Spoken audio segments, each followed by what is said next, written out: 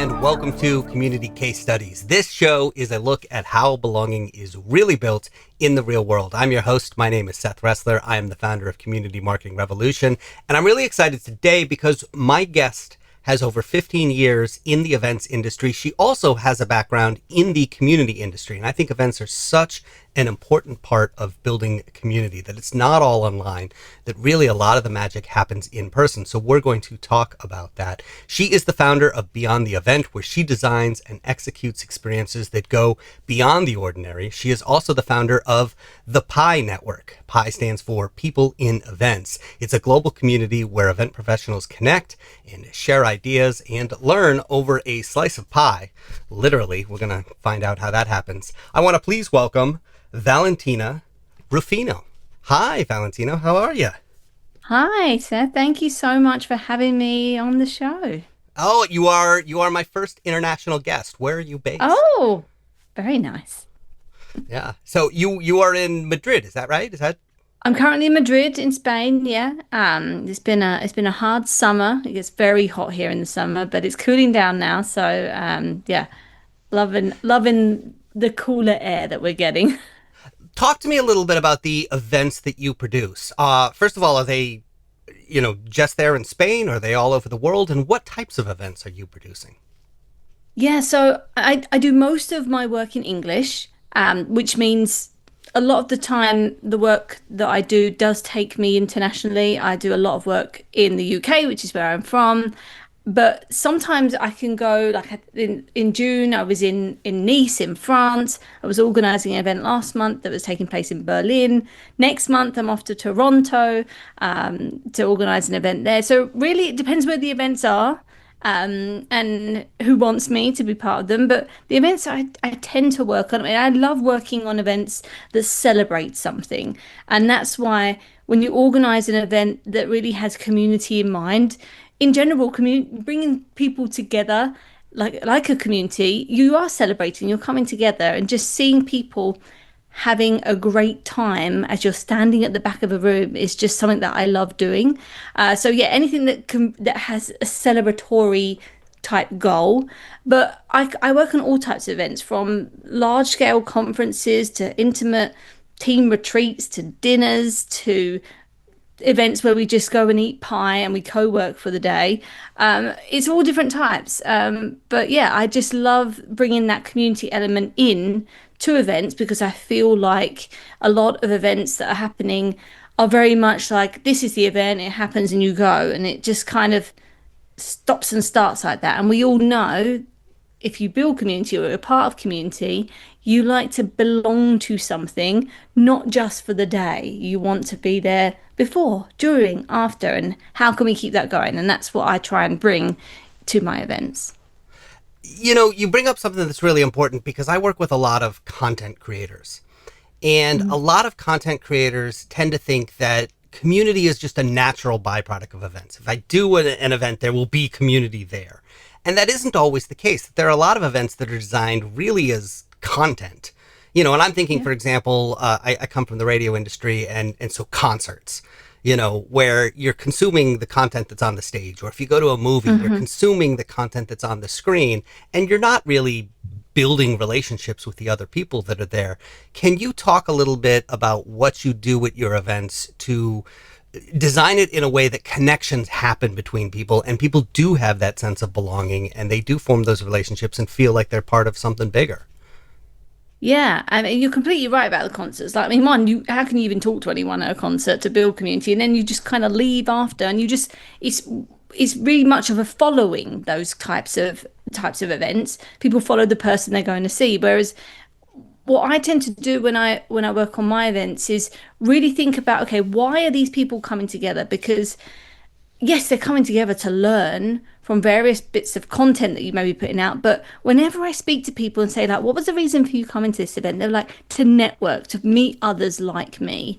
And often that is one of the main reasons, if not the main reasons, people go to events. And so what I try and do at any event that I'm brought on to work on is think about, how can we connect these people together? How can we facilitate networking that's not just, here's some drinks and in a room, talk to one another because one, there are so many different types of networking style.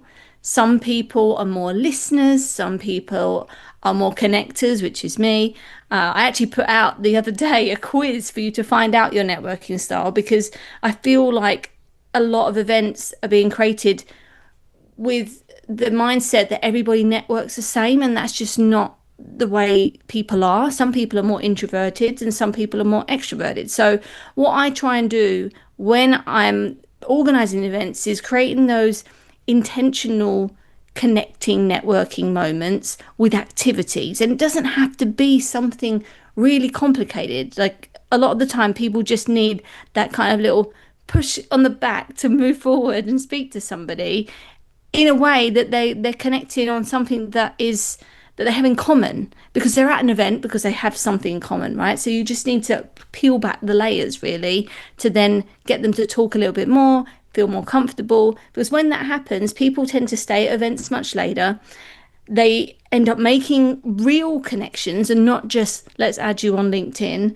And then there's this potential for opportunities to collaborate, which can turn into all sorts of business opportunities, events, co-hosting, communities together. I mean, the list is endless. So that's what I really try and do. And think about how putting myself in the shoes of the attendees, which I feel like a lot of, I guess, event planners maybe don't have the time to do, but going through that whole journey of how people arrive and experience everything you've got going on so that they then really connect with the experience. And this could be done through the senses, right? Different ways people can touch, smell, see, hear, because what you want is people to leave that event with what I call like the afterglow, which is like this. I can imagine it's this glow that's just around you, a bit like I want to say like a Sims character with that little. I think it's a triangle thing on top. I don't know what it is because I've not played it in a while. But that kind of glow that everybody is like, oh, what's she done or what's he done? Like you're glowing is what people generally say, and then they'll be like, I went to this amazing event. That's what I try and do in various different ways. And I genuinely believe it's the intentional ways you try and bring people together outside of the main content that you're bringing to a particular event. It's that connection and belonging. So I love that you're pointing this out. My sense is, and you can speak to this better than I can because you've been doing this a long time, is that there's been a shift that, maybe 15, 20 years ago when people were going to a conference that it might have been for the content. And if you were an event planner, you would spend the majority of your energy making sure that you had the right keynote speakers and that you had all the right sessions and tracks and things like that. And that today, in the age of AI, in the age where anybody can create a podcast or a YouTube channel or, an email newsletter, I don't need to take days off of work and fly halfway across the country to go hear Gary Vee speak or Seth Godin speak because those guys have produced so much content. I can't possibly consume it all anymore. That increasingly people are going because of the connection that you're talking about. Yeah.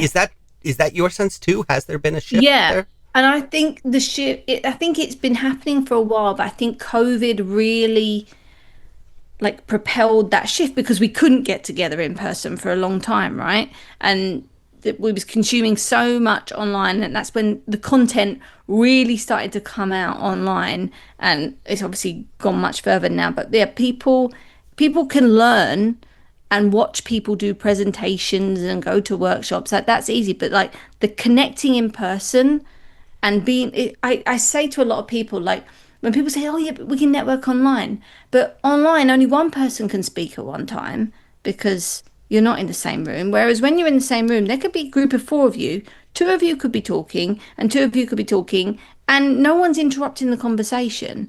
And that's where people really start to connect. And if you times that by 50, 100 people, you hear this hum in the room of people just connecting, and sometimes people then want to join a group and then they still continue talking, and it's just something about this in-person connection that you just can't replicate. And I think that's what people really miss during COVID. And I know it's been 5 years now, but I still think people haven't quite got back to it, and maybe they haven't got as much money as they had before. Jobs have changed, people are working remotely, so they're really having to think about how they spend their life outside of work. So when they do go to these events, they really want to get something out of it. And it's our responsibility as event planners to make sure that it's the best experience, because that could be the only event they go to that year. And that should speak volumes for what we need to make sure that we're thinking about in the planning process. So, give some advice to an event planner who, maybe where they at is they are spending all their time on the content, and they, are kind of just like, I guess we'll have a lunch, or we'll just have this thing, we'll call it networking, and there will be loud music and drinks one of the evenings, or we'll let people go find their own coffees. What advice would you give to somebody who is at the beginning of, okay, I've got to make this shift to ensuring that my attendees actually make valuable connections at my event? I would first say, think about if you was attending this event as an attendee and you was going to go to the networking, what would you want to get out of this?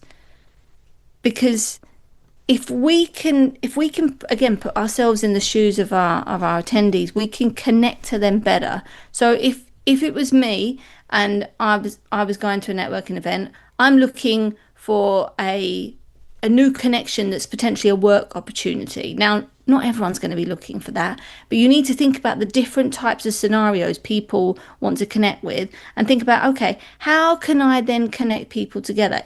I went to an event once that, well, as practice your Spanish event, where you can only speak Spanish for 2 hours, which was really difficult for me. But what they did was they gave out these cards that had sayings on, and you had to go around the room to find the continued part of the saying to make basically the Spanish flag. And that's how you then met people. So you were going around the room asking people questions. Is this you? Is this you?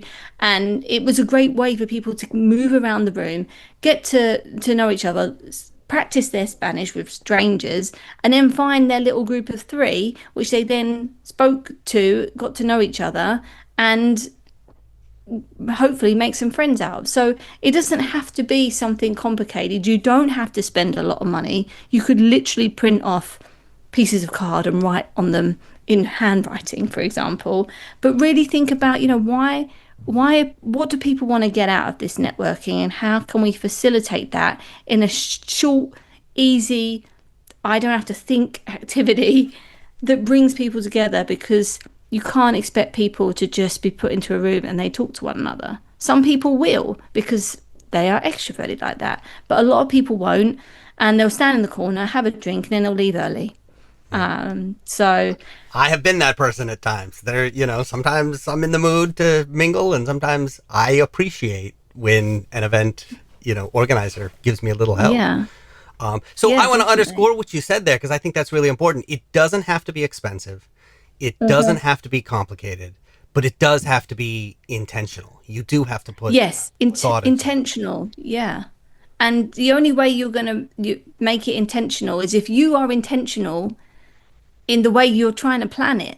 If you're not, if you're just like, oh yeah, we'll just, put the music on, do this, like, it's like you don't care, and they'll be able to tell in that experience that you don't care. And if you're not sure what people want, then you go out and ask them. This is why it's so important to be building a community around your events, because we always say in community building, we're not building the community for the members, we're building it with the members. So why can't we do that with events?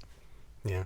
I love that. All right, let's turn to Pi, People in Events. This is the community Yes. that you run. Talk to me about the shared mission of your members. Why do your members come together in this community? Yeah, I I actually created this community selfishly because I decided I was gonna move into solely in events, and I was like, okay, I have this big community network, but I don't, where are my event people? So in the beginning, it was really about Valentina growing her network, and then as I started creating it, I realized there's so many other people that are like me that also want to create their network. And at that time, I was working on events where I needed catering, I needed audiovisual, I needed entertainment. I didn't know these people, and the research that you need to do to find a reputable AV company that's not gonna charge you 2 million for a speaker. It's hard to find. And when you've only got limited amount of time, that's why I felt it was so important to bring them together. So really our mission is simple, and you've already mentioned it. We are event professionals that aren't just planners. It's all people that are involved in events that want to connect with others, that want to share their experiences, and they want to learn how to be better at what they do. And if we can, we do that whilst eating pie, because pie is amazing. And who doesn't love pie? In fact, our tagline is there's no problem too big that pie can't fix. And that is pie, the literal pie, and people in events, because people in events, we are the ones that fix things. Like when something happens, an event goes wrong, everyone looks at the event person, whether it's an audiovisual person, a planner, the catering, and what do? We in a very quick time, we figure it out, and hopefully none of the attendees know anything went wrong. So yeah, that's us in a nutshell, really. Yeah, I love that, and I want to just underscore something. And this is something I talk to a lot of the folks that I help them build their community, is that there's really two purposes for a community. There's the shared mission that the members have, and you talked about that. These are all event professionals who want to expand their network and have more resources. But then there's the reason that the host of the community, the organizer of the community, is putting it together. And in your case, it was because you wanted to expand your own network. So, and those two overlap in your case a little bit more than sometimes in others. Sometimes there isn't as much overlap between the two. When I talk to content creators, one of the things that I spend a lot of time explaining is that building a community is different than building an audience. That with an audience, you are creating content. And with a community, you are really creating a space. Talk a little bit about the space where your members gather. Is it digital? Is it in person? What platform are you using? What happens in there? What does that look like? Yeah, so we gather online. We have a WhatsApp community. It's very simple. There's nothing fancy around the Pi Network, because in the beginning we didn't have anything, and I just wanted to get it up and going, and figured most people use WhatsApp and just started it, and that's where we've been ever since. And it does its job. We have about 165 members in the community in over 20 countries. So it's important for us to be able to connect online, obviously. And we do quite a lot of virtual events to bring everybody together. So we got virtual co-working, we do our networking sessions every month. We also have been doing what I've been calling hashtag challenge accepted, which is every month, and we need to pick this back up actually. Every month we would explore a topic that the members have said they find challenging. So this year we've had, finding clients, or knowing what to charge, or how to apply for jobs, or how to work with small budgets. And I bring somebody in to talk about that, and we basically debunk that challenge on the call. But having said that, I love meeting in person. So whenever I can, I try and meet in person. Now, most of our members are based in the UK, which is where I started it in July of last year.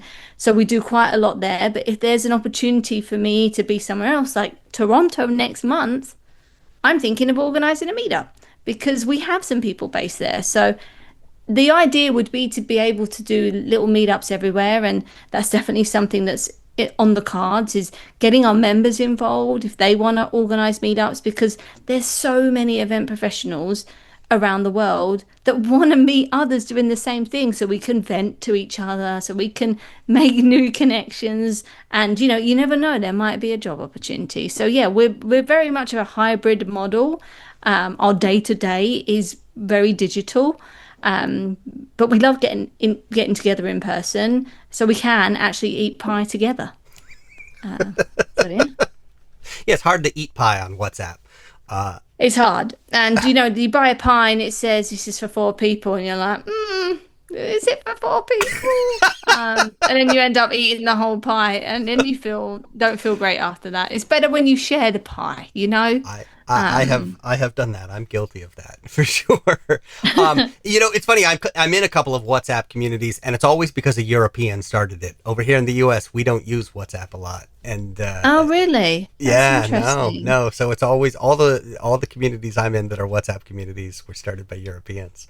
So, You know what? I looked at a lot of different platforms, and the whole platform decision strategy is mind-boggling. But like, wanted to, I wanted to be in a space that wasn't going to cost me anything to begin with, and also, I have this thing around platforms like not letting you see things that were 90 days old. I think some Slack does this. And I just like because I wasn't able to put the money into it at the time, I was like, I don't want to restrict the conversation. If people want to be able to search for something that was spoken about a year ago, they should be able to. And in WhatsApp, sorry, you can do that. It's not the best platform, but it does the job. yeah. So yeah. One of the things that I think is important, I know so many people who are thinking about launching a community, and the first question they always ask is, what platform do I need to be on? Mm, And I'm not sure that that's the most important question. I mean, to a certain extent, it's about the connection, and it's about yeah. the value of the people. And, yeah, you want a platform that does the right thing, but it's not the most important decision that there is in all of that. No, definitely not. And I think people spend way too much time trying to figure that out, and then they don't necessarily start the community they want, or they put money into a platform that ultimately they don't end up using to its full capabilities. I mean, I know migration to a different platform is difficult, but it's not impossible.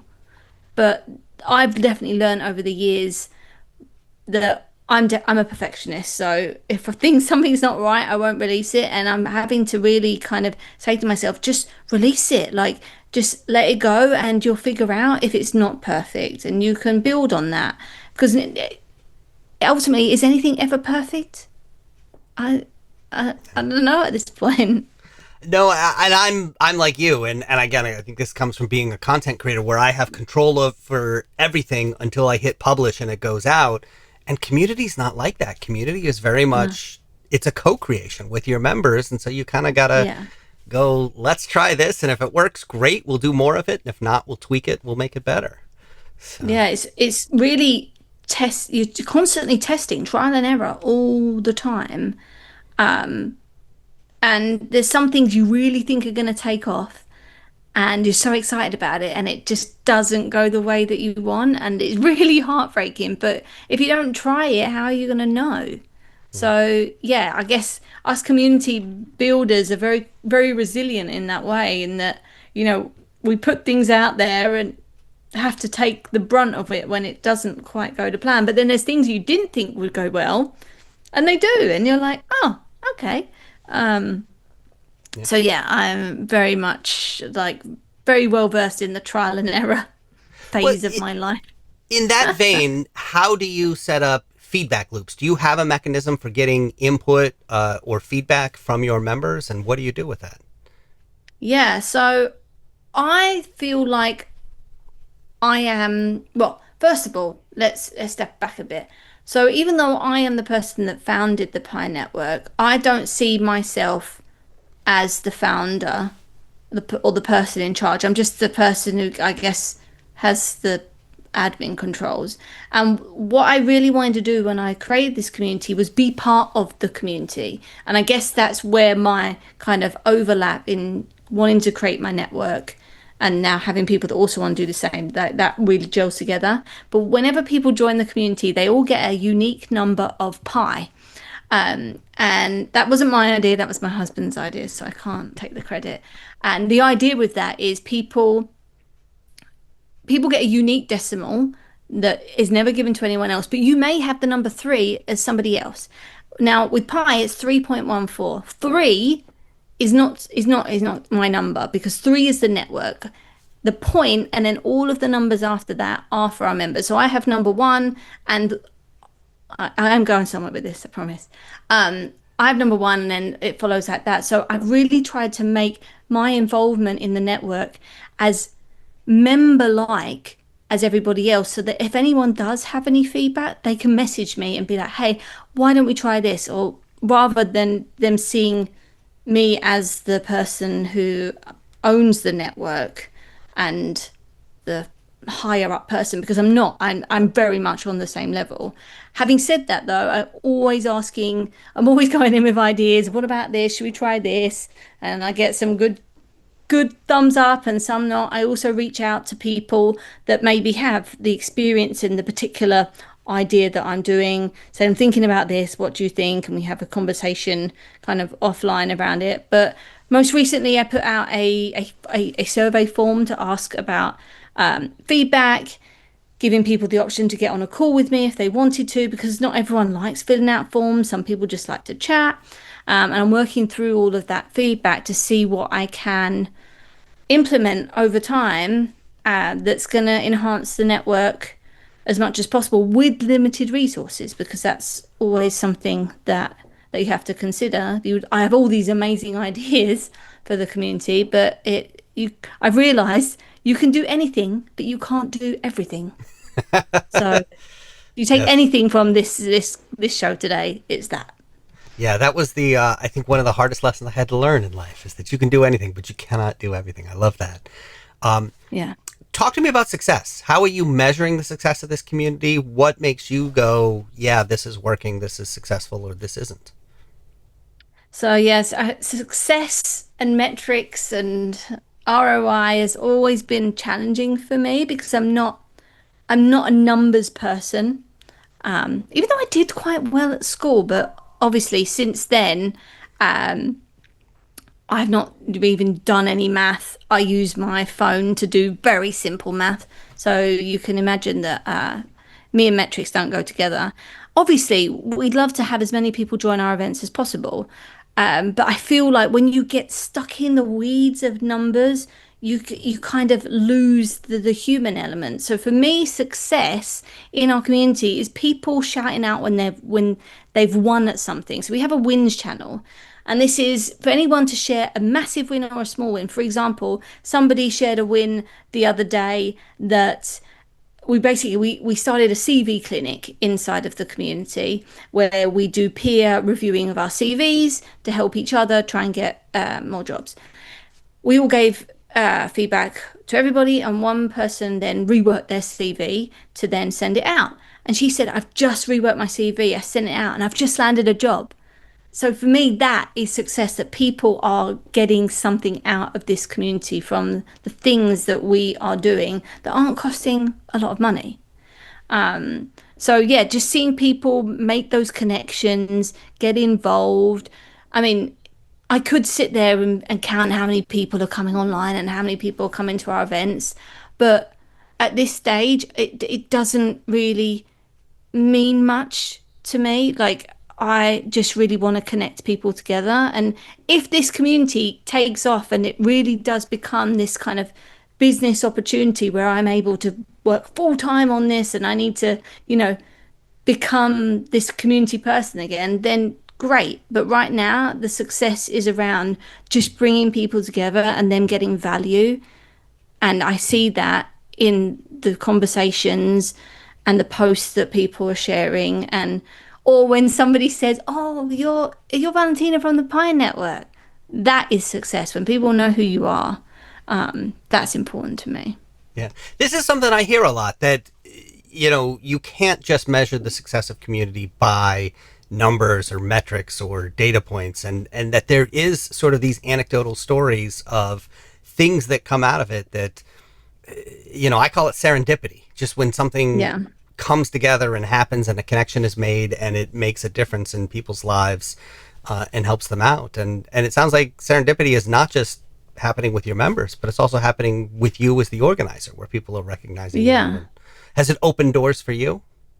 It has opened doors for me. I have got a number of speaking opportunities, and some like connections for job opportunities that I don't think I would have got if I if I hadn't built this network. It's also helping me build my personal brand. I'm very active on LinkedIn, or trying to be. I'm not a content creator, but I've started getting into it because I really want to get better at it. And something that we have that I'm really passionate about is salary transparency.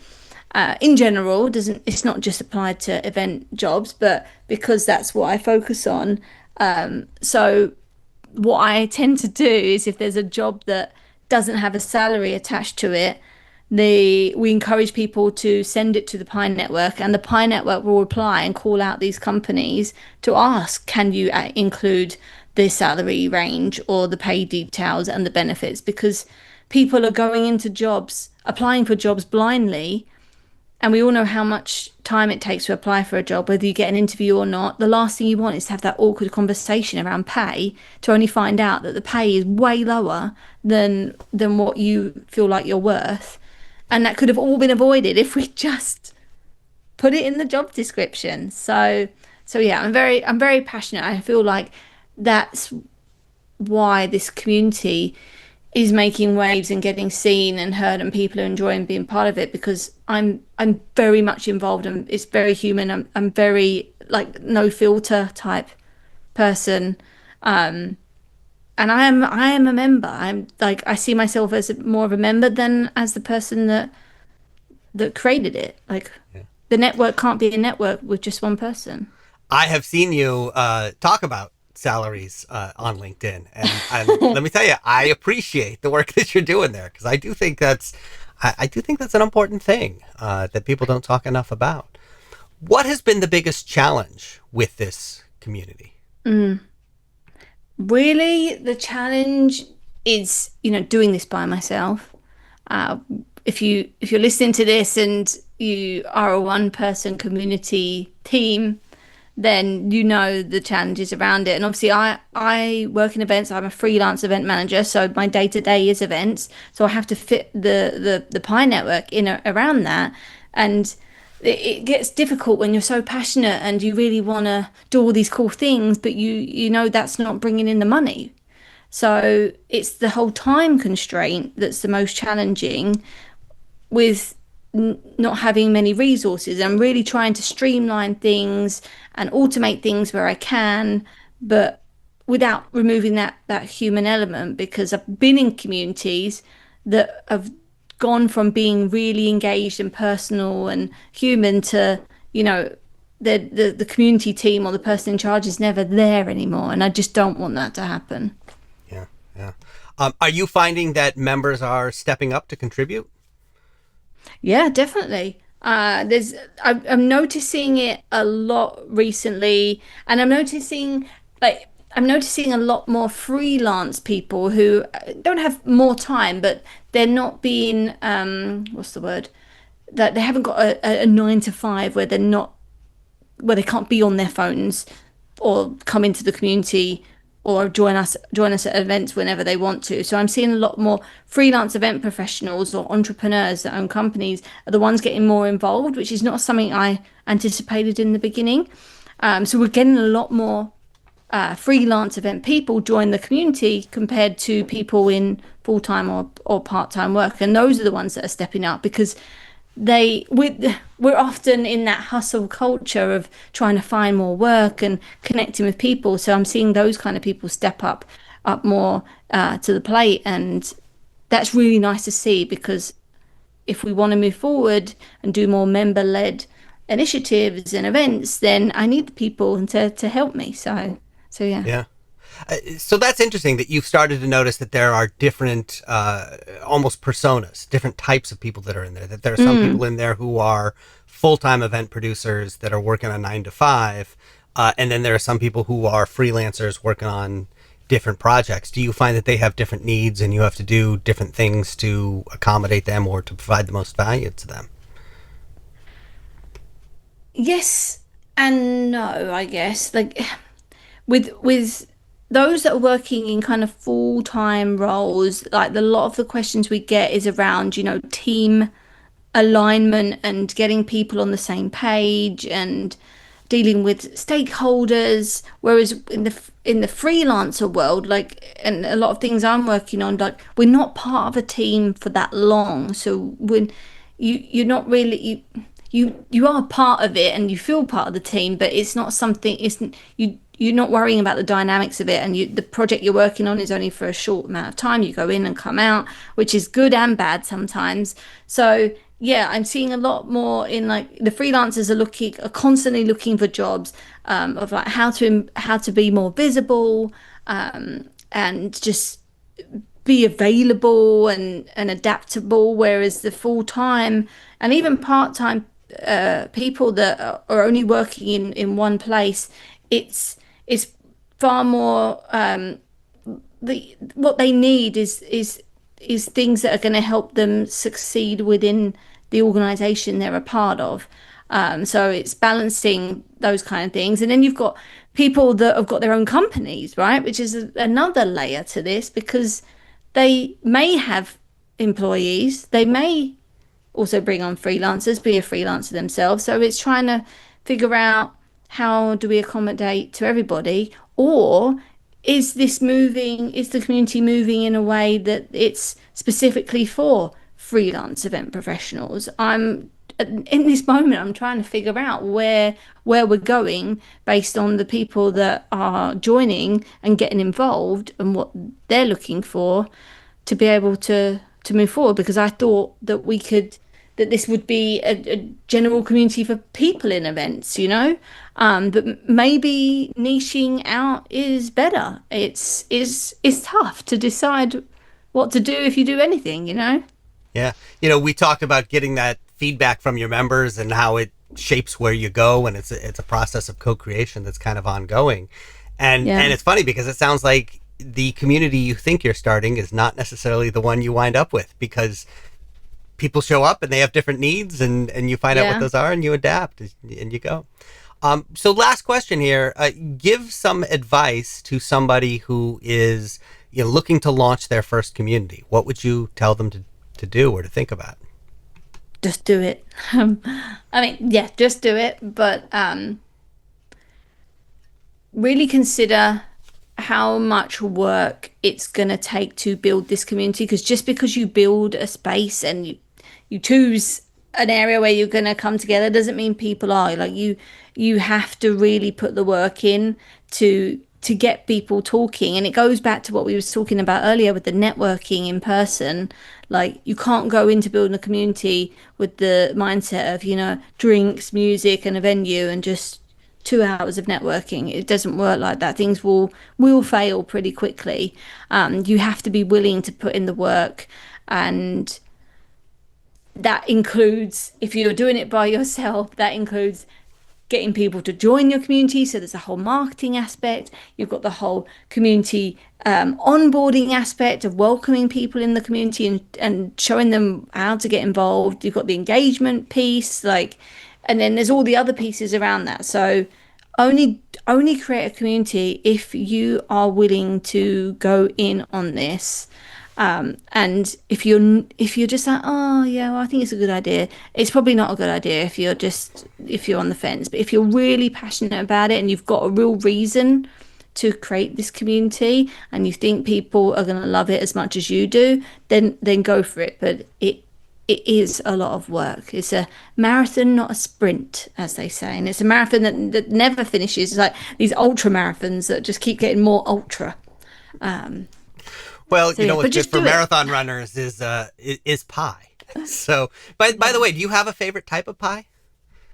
So I generally will, if you put pie in front of me, different ones, I would go to the apple one first, because I have very much a sweet tooth.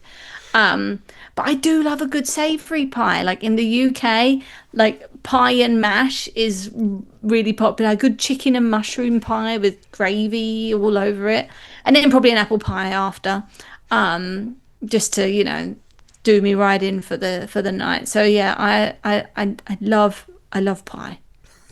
Now we're talking about it, I really want some pie. So Yeah, so do I. I'm hungry. So, all right. Well, it is the Pi Network, People in Events, and if people want to know yes, more, they can go to peoplein.events.com. Valentina, thank you very much for coming on and telling us thank about your you. community and sharing what you're doing with events. This is very exciting, and I really appreciate it. No, thank you so much for having me. It's been great to chat.